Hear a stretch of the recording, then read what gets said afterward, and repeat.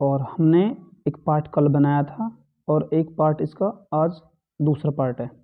ठीक, तो हम उससे आगे लेकर के चलते हैं कुछ क्वेश्चंस। देखिए सबसे पहले क्या है, सबसे पहले क्या आता है हमारा पहला क्वेश्चन। क्या बोलता है, पहला क्वेश्चन कहता है कि हार्ट अटैक क्यों आता है।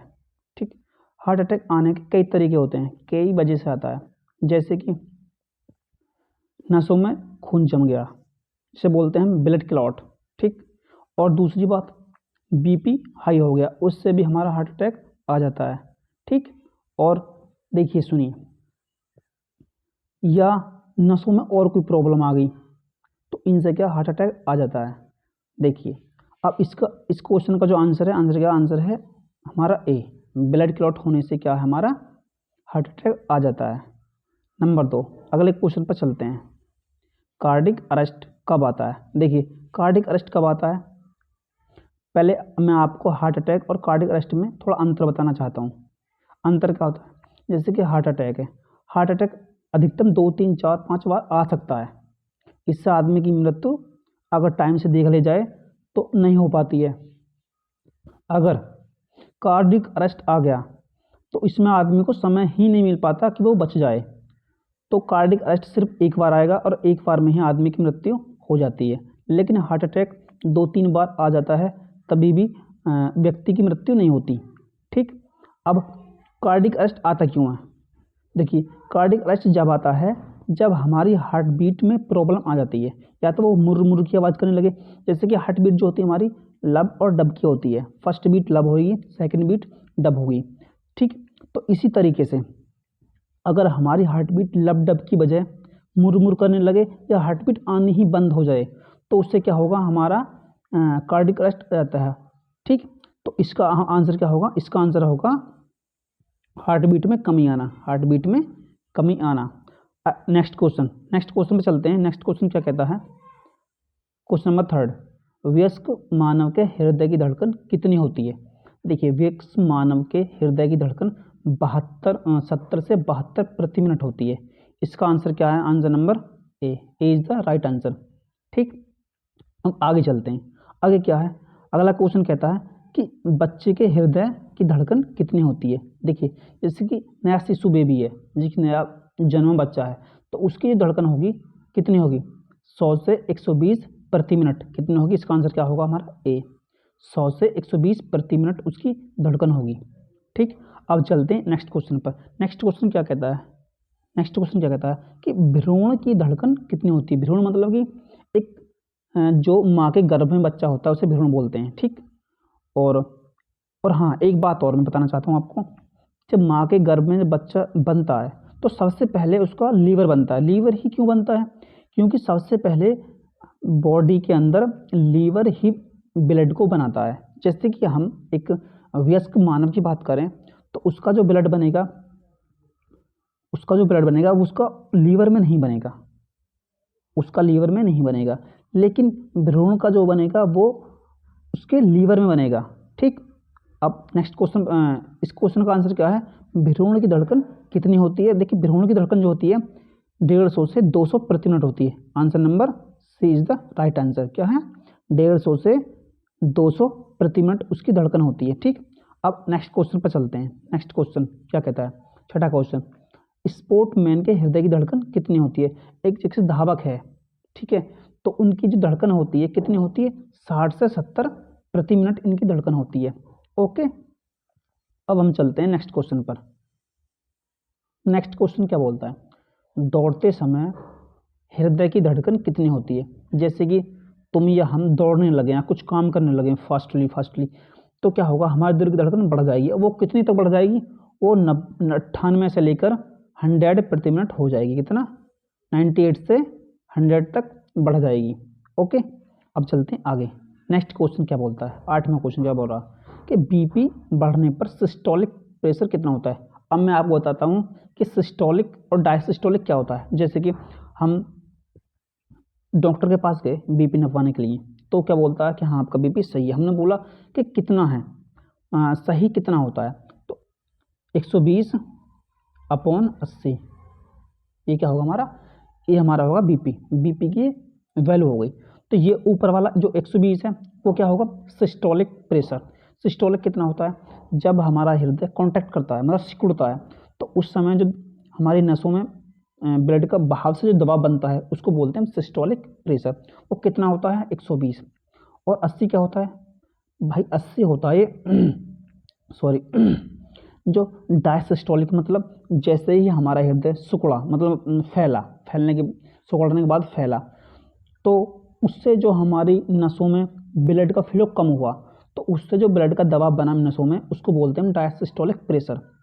तो इस क्वेश्चन का आंसर क्या है, बीपी बढ़ने पर सिस्टोलिक प्रेशर कितना होता है। देखिए बीपी बढ़ा है, हमने नॉर्मल नहीं बोला, हमने बोला है कि बीपी बढ़ने पर।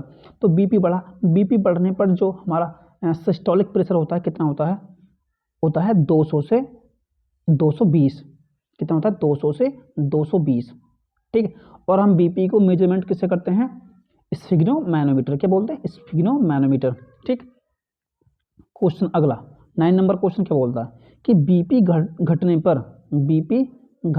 पर सिस्टोलिक प्रेशर कितना होता है। देखिए जो हमारा टॉपिक थोड़ी दिक्कत होगी, घटना लिखा हुआ है यहाँ पर, घटने पर होगा। क्या, घटने पर। बीपी घटने पर सिस्टोलिक प्रेशर कितना होता है। देखिए बीपी घटने पर सिस्टोलिक प्रेशर 80 से 100 के बीच में हो जाता है। कितना, 80 से 100 के बीच में हो जाता है। अगले क्वेश्चन में चलते हैं, क्वेश्चन नंबर 10 पर। क्वेश्चन नंबर 10 का कहता है कि बीपी बढ़ने पर डायसिस्टोलिक प्रेशर। देखिए मैंने बताया था कि नॉर्मल, जब हमारा नॉर्मल बीपी होगा तो उस समय डायसिस्टोलिक प्रेशर कितना होगा, हमारा 80 होगा। लेकिन इसने क्या कहा है, इसने क्वेश्चन ने कहा है कि बीपी बढ़ने पर डायसिस्टोलिक प्रेशर कितना होगा। ये 100 और 120 के बीच में हो जाएगा। कितना, 100 और 120 के बीच में। तो इसका आंसर क्या होगा, answer number C is the right answer. ठीक है। Next question, question number 11। Question number 11 क्या बोलता है, क्वेश्चन नंबर 11 बोलता है कि मानव हृदय का संकुचन कितने समय के लिए होता है। देखिए सुनिए, अब मैं आपको एक बात और बताने वाला हूँ। क्या, जैसे कि हमारा हृदय लब और डब करता है। जब हमारा हृदय लब करेगा तो उसमें संकुचन होगा। ठीक। और जब डब करेगा तो वो फैलेगा, रिलैक्सेशन होगा उसमें। तो इसमें क्या पूछा गया है कि मानव हृदय का संकुचन कितने समय के लिए होता है। वो कितने समय में सिकुड़ जाता है, वो 0.3 सेकंड में, 0.3 सेकंड में सिकुड़ जाता है। तो इसको बोलेंगे क्या हम, इसका आंसर जो होगा वो होगा answer number A is the right answer. ठीक। अब चलते हैं आगे, क्वेश्चन नंबर 12 पर। 12 क्या बोलता है, मानव हृदय का रिलैक्सेशन कितने टाइम का होता है। तो रिलैक्सेशन टाइम मेरा भाई 0.5 सेकंड का होता है, 0.5 सेकंड का। इसका आंसर क्या होगा, answer number A is the right answer. अब आपको पता चल गया होगा कि कॉन्ट्रैक्शन और रिलैक्सेशन क्या होता है। ठीक है। अब एक बात मैं आपको और बता दूं, जैसे ही कॉन्टैक्ट हुआ, मतलब हमारा हृदय सिकुड़ाई जगह को, तो उसमें जो ब्लड फ्लो हुआ तेजी से, जिससे कि बाहर ब्लड निकला हमारी धमनियों के अंदर, धमनियों के द्वारा जो ब्लड बाहर निकला हृदय से, उससे जो प्रेशर बना हमारे नसों में, उसको बोलते हैं हम बीपी। उसी को बोलते हैं हम बीपी। और क्या, सिस्टोलिक प्रेशर बोलते हैं उसको, जब बाहर निकलेगा तेजी से उसे बोलेंगे सिस्टोलिक प्रेशर। ठीक है। अब जब रिलैक्सेशन हुआ, मतलब जब रिलैक्सेशन होगा तो हमारा हृदय फैलेगा, आराम करेगा, तो उससे जो हमारी नसों में दबाव बनेगा वो कितना होगा, 0.5 नहीं सॉरी वो कितना होगा, 80 होगा। कितना होगा, वो 80 होगा। तो वो कितने टाइम के लिए होता है, 0.5 सेकंड के लिए रिलैक्स होता है। ठीक है। नेक्स्ट क्वेश्चन पे चलते हैं। नेक्स्ट क्वेश्चन क्या बोलता है मेरे भाई, 13 क्वेश्चन बोलता है कि मानव हृदय की एक हार्ट बीट का टाइम कितना होता है। जैसे कि मैंने अभी आपको बताया था कि 0.3 सेकंड में तो कांटेक्ट होगा और 0.5 सेकंड में वो रिलैक्स होगा। तो इनको दोनों को मिलाकर 0.8 सेकंड, जी का 0.8 सेकंड में हमारा हार्ट बीट होगी। और हाँ, हर एक 8 सेकंड बाद एक बीट आती है हमारी, उसको बोलते हैं हार्ट बीट। जैसे कि लब टप लब टप लब टप, मतलब जैसे कि एक बार उसने लब करा, एक बार डब करा, तो हमारी एक कंप्लीट हार्ट बीट बन गई। इसी को बोलते हैं हार्ट बीट। ठीक है। तो इसका आंसर क्या हुआ, answer number A is the right answer. अब अगले क्वेश्चन में चलते हैं। अगला क्वेश्चन क्या बोलता है, क्वेश्चन नंबर 14। मेंढक तथा छिपकली का परिसंचरण किस प्रकार का होता है। जैसे कि हमारा जो परिसंचरण है वो क्या है, डबल। क्या है, डबल परिसंचरण। जो मानव का परिसंचरण होता है वो डबल परिसंचरण होता है, ठीक है।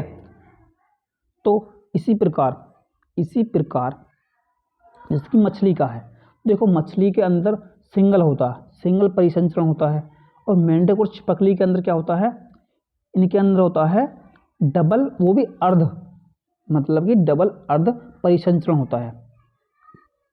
तो इसका आंसर क्या होगा, answer number D is the right answer, D is the right answer, ठीक।